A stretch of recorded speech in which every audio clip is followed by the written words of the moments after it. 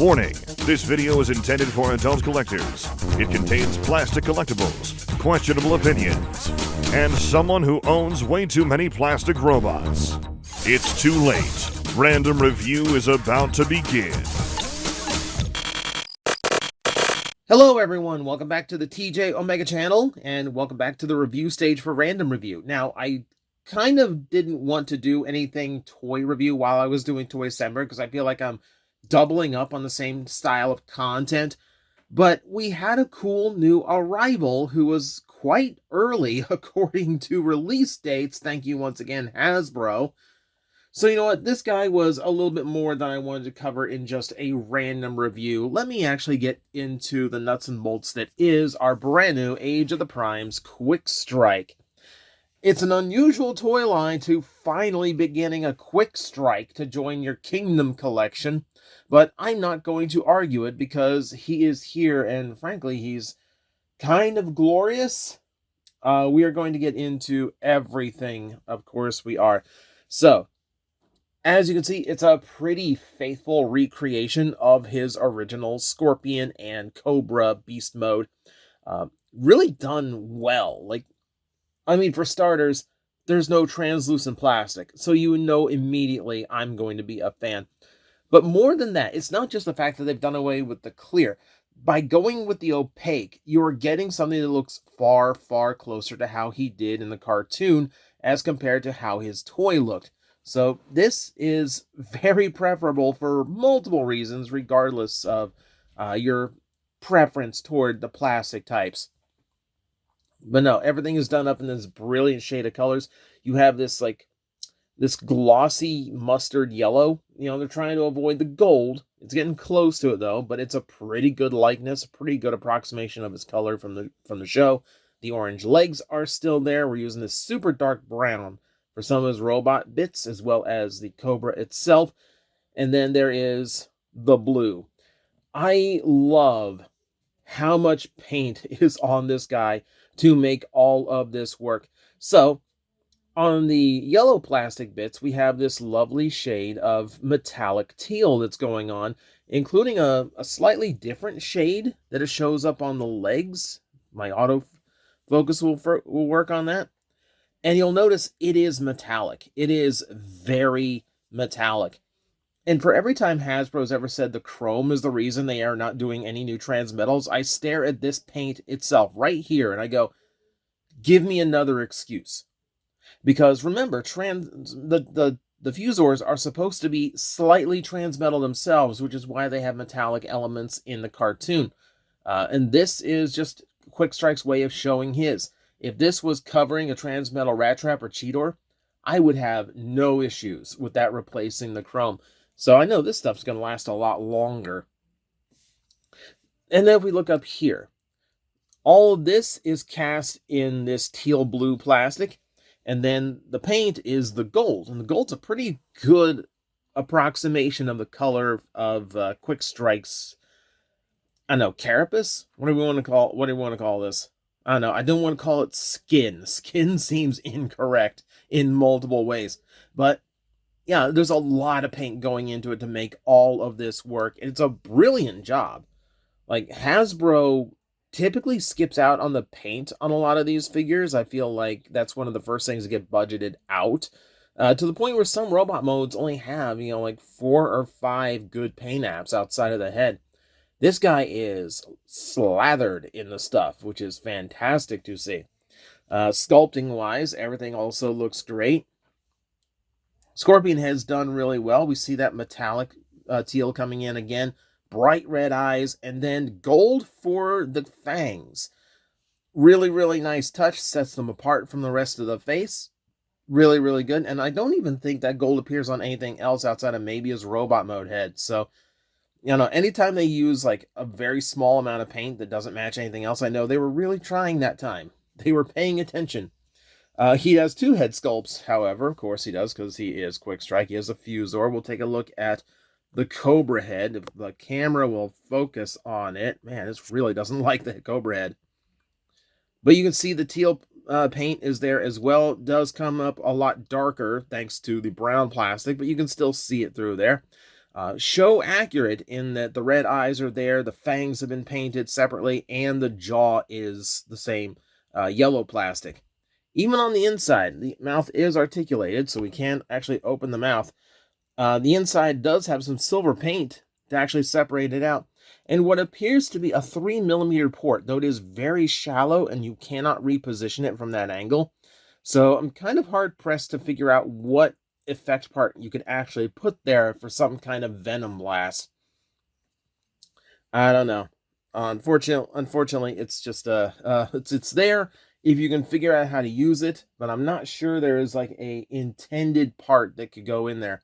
But as long as we're talking sculpting, we can just stick to the snake here and just appreciate that all of these different segments of the tail have a lot of different snake scaling to them. The edges of the cobra frill have their own individual pattern, which is great. And then everything else is nicely scaled all the way down. And then, yeah, and then just take a look at the sculpt on the back one last time. Like, it looks like how it's supposed to. It looks like a hard scorpion shell. And reading down to the legs, they have just like a slight bit of texture to them to make them look a little bit more organic. You can see the segments of the legs sculpted in. They cooked. They absolutely went all out on this guy. Quickstrike, not the most like talked about Beast Wars character, so to get this much love and attention in a toy feels pretty special. Not gonna lie, this is actually really, really cool. Play-wise, we're talking one of the better play value beast modes you are going to get. So for starters, you see all the ball joints in this tail. 1, 2, 3, 4, 5, 6 ball jointed points of articulation to curl the tail up, to angle it however you want, twists and turns, etc. As pointed out before, the jaw opens and closes, so you can get that range of motion as well, if my camera will stay focused. I am fixing that soon, by the way. I do apologize. My videos have been kind of slipshot for way too long now. I'm thinking my only issue with the tail might be the fact that it might be just a little bit too small compared to the rest of the body. You know, like he did have like a really big cobra head on the original toy, so that's maybe like the only downfall here, but everything else seems to be hitting on all marks. This is just the legs. The beast mode claws and arms are just the legs. So you have universal motion, you have rotation, you have tilt in the claws, so tons of range of motion there. And the way that the beast mode head is engineered, it's actually on a ball joint stem. So if you pop it up to separate the peg from its transformation spot, you can also get head turn and tilt out of the beast mode head, which is a great thing to do. Like, it just takes that little bit of head tilt to make him look more natural and to give him a little bit of personality in whatever is going on in his little head. Yeah, it's a fantastic creation. Really, really solid attempt on the beast mode. If you want to arm him up, by the way, you do have a 5mm port there in the back. You also have 5mm ports inside both claws. So effect parts are good there, or just, I don't know, find some 6-shooters with 5mm ports to stick in him. That would feel appropriate. So let's get him to robot mode and we'll see exactly what we've got going on. Now, the transformation is going to be very familiar if you have the original toy, because it is mostly the exact same. I'm going to fold up the little arachnid legs and rotate this piece out. Stretch it out like so, so it's out of the way. I can pop these pieces off of the sides like so, as well as disengage that hook from that peg. I'm going to rotate this down like so. Well, that gets all of this out of the way. That lets me rotate that arm all the way to that side. From here, I'm going to open up the chest so we can flip out the head. Get that in its correct position. Close all of that up. After we get the shoulder into its correct position, going to rotate that around. Make sure all of this is facing the same direction. Just straighten everything out. Clip the shoulders down like so. And a matter of just straightening out the legs after that. So, there we go.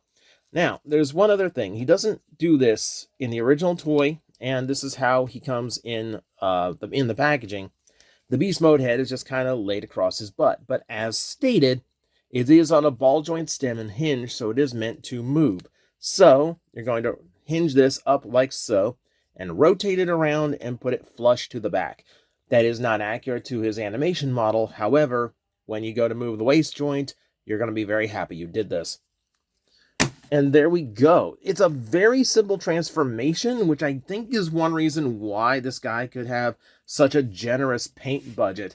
But I'm not going to argue it. He comes up looking absolutely fantastic. A Transformer doesn't need to have some hyper-expressive transformation. It doesn't have to feel like you're undoing a Rubik's Cube every single time you manipulate a Transformer. Sometimes, simple is best. Sometimes you just have to be efficient. And that is what Quickstrike is. He is certainly efficient. Let me give you the close-up of the head, where again, we see a lot of that metallic teal coming into play, looking fantastic. I love that the little bit of paint there at the end of his mouth is included. He has that little bit of gold there at the top. Lots of little details you wouldn't normally catch, but they included it. I really appreciate it. It looks spot on. It looks absolutely fantastic. Yeah, and just all over. We're basically looking at the same detail spots we saw in the Beast mode, so nothing terribly surprising. Though now that the Predacon emblem in the chest now is a lot more obvious, so good to see. The color balance works out really well here. Like, the gold is mostly hidden away. The teal and the brown have taken over. I love when a color shift like that happens across a Transformer. It gives a more dynamic feel to it. Yeah, just overall, working really, really well for me. So, this is one of those toys that pushes my argument that we need a smaller size class for generations, because Quickstrike in the show is considerably small. Like, he should not be, like, this size, like here he is next to Chop Shop, your more standard deluxe, and they're the same size as each other. If I put him next to, my other characters on my Beast Wars shelves, I mean, he's going to look, like smaller than Silverbolt, for instance, his main rival, but that's about it. He's going to dwarf Black Arachnia, both in height and bulk, and in the show, that's absolutely not how it goes. So, this is a weird sizing to me. Like, it definitely feels like we are missing a size class in this toy line. But all that aside, we're not going to focus on scale here. We're going to focus on just like how good the toy is. You can see it is completely clean all the way around. Even that flap at the back of the head is completely accurate to the show, so I'm not going to give it any kind of hard time. It's just really, really nice overall. Now, because he never really needed any, he has no accessories. You just get the base figure, which again might be a reason why the paint budget got so generous. Like, you can see they painted both sides of the claws and both sides of the knees. In the past, the inside detail might have been cut for budget. Not this time. It is great to see how much they put effort into it. But if you do want to arm him up, there is a 5mm port in the inside and the core of his arachnid legs. You're going to be hard-pressed to find something that looks natural when he's holding something there, but at the very least, he can hang on to something. So beyond that, let's see what you get articulation-wise. So you got the standard neck joint that goes left and right, and a little bit of up and down. So that gives you a good range of motion there. It's a very stiff joint. I will say that too. On my copy, joints are dead solid. I love to feel it. You have universal shoulders on both sides, despite the asymmetric transformation. Great to see that. We went over all the different points of articulation in the snake. So we can go over here and show that there's a bicep swivel to match it, as well as a elbow bend, and then a swivel under the elbow, which was for the beast mode and getting the legs aligned. But it does give you a little bit more posability there. The claws obviously open up and snap shut, so you have 2 more points of articulation. And I know it's weird to call it an open hand functionality, because deluxes rarely get that, but then again, it's just a bunch of bug legs. But we'll take it. We will take it. Waist joint works 360 degrees if you've got the head flipped up like that. Universal hips, full range of motion there. Thigh swivel all the way around. Knees to 90 degrees. Ankle tilt works both directions. No back and forth, just side to side.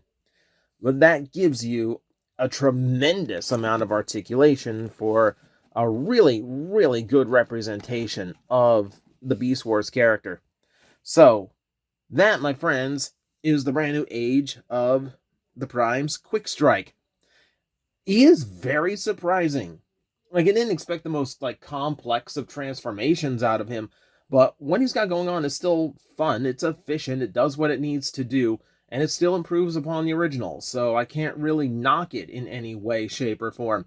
Both modes, very show accurate, could use a little bit of a bigger snake, but beyond that, the paint is phenomenal on this guy. The level of articulation is amazing. Way higher than a standard deluxe, actually. Really, your only downside here, really, is just lack of accessory, but then again, Quickstrike never had one in the show. So you're basically getting exactly what you'd want to get out of the character. Yeah, I'm very surprised for a last-minute figure. I feel like he's gonna be up on a few Toy of the Year lists. He really should be, at the very least. He has been exceptionally surprising. So that's what I got for you today. Thank you very much for watching. If you're on the fence on this one, grab it. Yeah, I'm very, very happy with how this guy turned out. So bye, enjoy, and I will see you next time. Hello everyone, I am Astral Agent Magnetar, a Tokusatsu VTuber, and I am streaming 4 times a week over on Twitch, Monday, Tuesday, and Wednesday afternoons, and a special late night one on late Friday/early Saturday. So come watch, come hang out, and let's make an impact together.